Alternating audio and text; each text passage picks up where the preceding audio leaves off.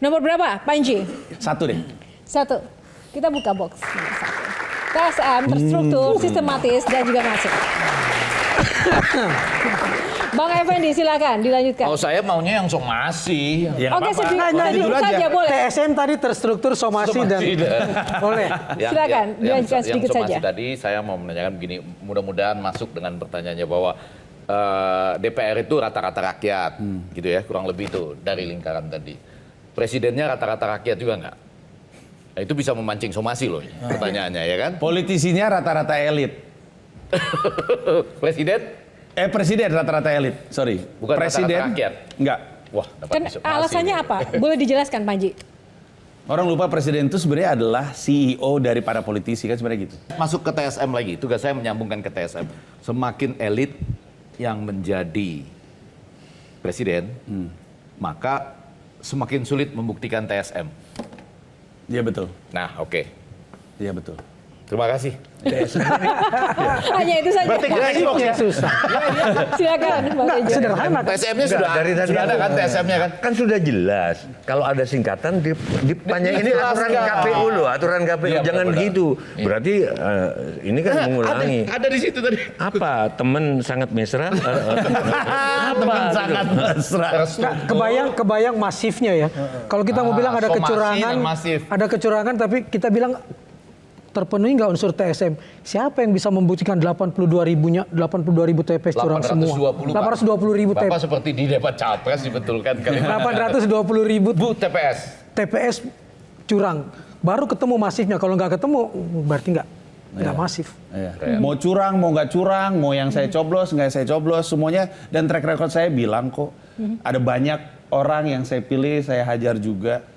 Nah. Makanya buat saya sebagai stand up comedian ya, tugas saya ngetawain orang aja udah. Di sini nih yang saya ingin soroti tadi, bahwa ketika orang bersikap negatif terhadap Panji karena berada di belakang Anies, saya orang yang mengatakan saya setuju Anda di belakang Anies supaya ada court gesture. Pilkada maksudnya. Iya, supaya ada court gesture di kekuasaan, ada punakawan yang bisa mengingatkan dari dalam. Nah, ketika terjadi Pak Jokowi memanggil Prabowo dan Sandiaga Uno masuk dalam sistemnya, saya melihat ini sudah selesai dan tidak ada court gesture yang mengingatkan dari dalam bahwa Pak, ini dampaknya panjang loh. Dan mungkin itu diharapkan oleh Pak Jokowi, nggak perlu ada court gesture lagi di dalam. Ya. Jadi yang salah dari punakawan-punakawan ini ketika dia dekat dengan kekuasaan, dia tidak menjadi suara masyarakat terhadap penguasa. Tapi sebaliknya menjadi suara penguasa terhadap masyarakat. Ya, itu yang di Instagram saya ributin terus. Kalian kritik sekarang, tapi selama kalian dekat dengan beliau, ikut wus, ikut kemana-mana, kalian bangga berfoto dan selfie-selfie dengan dia. Lalu selama kamu di dekat dia, kritik kamu yang membuat dia tetap lurus itu di mana?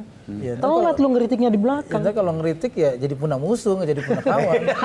itu yang Tapi iya, kalau balik ke pertanyaan Kang Maman, sebenarnya kita akan selalu bisa berharap ada court gesture di dalam pemerintahan. Cuman kita nggak punya kuasa untuk menentukan apakah court gesture-nya ini disimak atau enggak, atau punya suara atau enggak. Ini Sebenarnya aku luruskan dulu. Sebetulnya bukan punokawan, ponokawan. Pono itu menerangkan, kawan itu 4 sekawan kan, bukan. Jadi 4 orang yang menerangkan. Makanya Semar Gareng Petro Bagong itu kalau ada Arjuna, setiap kali Arjuna mau melakukan misi, dia selalu menakut-nakuti kerjanya. Mau kemana Den? Mau ke Alengka? Alengka itu ada ini. Bukan justru menghibur. Jadi nggak tahu terus tiba-tiba jadi menyenangkan raja. Justru itu. untuk neter apa ya? Menguji, nyecer ininya. Dia mau nggak menjalankan misinya? Itu aslinya ponokawan gitu itu saya kira gitu. Setidaknya bersuara dulu, kalau didengar kan urusan yang dengar ya. betul. Nah itu. Betul. Iya. Jadi justru mengkritik. Tapi yakin punakawan-punakawan kita itu bisa ngasih tetap kritikan kalau udah di dalam. Nah, itu kita tanya mereka. Makanya kita mah sebaiknya tidak naruh harapan pada orang lain. Kita mah pada diri kita sendiri aja.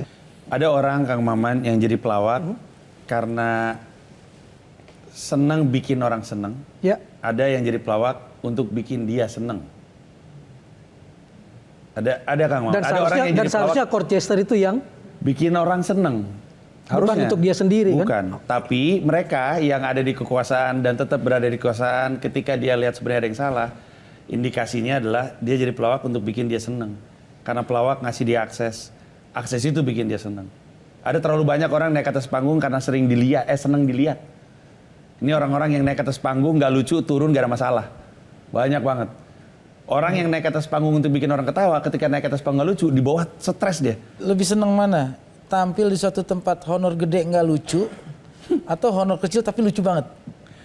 Tetap honor gede walaupun nggak lucu sih, itu sih pekerjaan saya sehari-hari. Tolong ini kelompokkan yang ini masuk yang mana yang ini.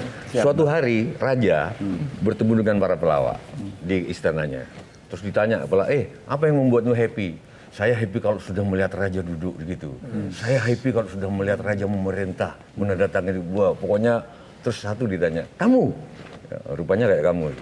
Kamu Panji. Gitu. Kamu paling happy kalau? Saya paling happy kalau gitu. Wah, udah marah raja kan. Buktikan bahwa kalau paling happy memang bel. Kalau enggak kamu aku penggal. Suatu hari dia ikut berburu raja. Di perburuan itu nggak ada toilet di situ. Habis makan raja pengen ketemu cari toilet, dia yang bangunin toilet. Pakai tenda. Dan begitu keluar lega. Kamu betul, ternyata yang paling melegakan dalam hidup itu. Betul. Ya. Nah, kita kebanyakan yang mana sekarang, pelawak yang mana? Saya mau bilang yang jawab sedikit. Tapi bukan karena mereka jahat. Saya takutnya orang berpikir bahwa orang-orang yang saya senang dengan ketemu raja segala macam itu dianggap jahat. Padahal saya takutnya orang butuh proses Bang untuk paham apa yang lagi dia lihat. Kita bisa loh ngelihat sesuatu dan nggak ngerti apa yang kita lihat. Kadang kita ngelihat sebuah lukisan, kita ngelihat ketika kita umur 24 dan nggak ngerti nih lukisan tentang apa. Kita lihat lukisan yang sama umur 54 nangis. Ya. Setiap orang tuh punya prosesnya sendiri lukisannya hilang? dan itu yang saya mau bilang. Lebih sedikit yang kedua, tapi bukan berarti yang pertama kayak gitu karena mereka jahat. Orang tuh belum barang jadi, butuh proses. Ke lukisan ada nggak orang yang sampai akhir hayat tetap nggak ngerti lukisan itu? Ada juga, ya? ada juga, iya. Saya sih berharapnya jangan tunggu 20 tahun berubah lalu dia nangis. Karena jabatan di Indonesia presiden cuma 10 tahun. Baik, terima kasih.